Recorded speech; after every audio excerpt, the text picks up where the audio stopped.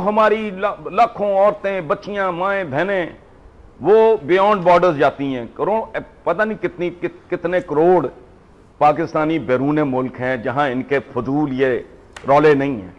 वो बच्चियां पाकीज़ा हैं, जिंदा हैं, पढ़ती हैं, हिजाब भी लें या ना लें उससे कोई फर्क नहीं। और ये वो मुल्क और मुआशरा जिसमें बैठ के ये फजूल बातें करते हैं, जहां औरतें कब्रों में महफूज नहीं हैं। सही है, शर्म आनी चाहिए, ये मौजू है मुल्क का। उन्होंने एक बात की है, कब्रों में महफूज। पूरी दुनिया में इट्स ए साइकोलॉजिकल डिजीज, नेक्टोफिलिया।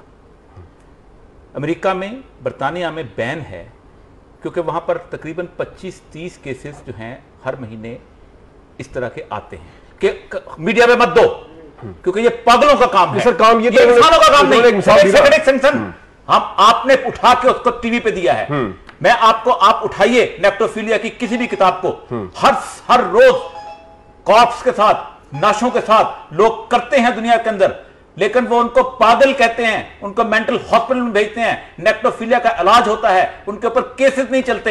हमारा मसला यह है कि हम उसको सोसाइटी की रिप्रेजेंटेशन बना देते हैं, वो नुमाइंदा बना देते हैं। यार वो ये नहीं बना, 18 करोड़ का नुमाइंदा नहीं है। अच्छा, वो बीमार है ज़हनी तौर पर, दुनिया पूरी में होते हैं।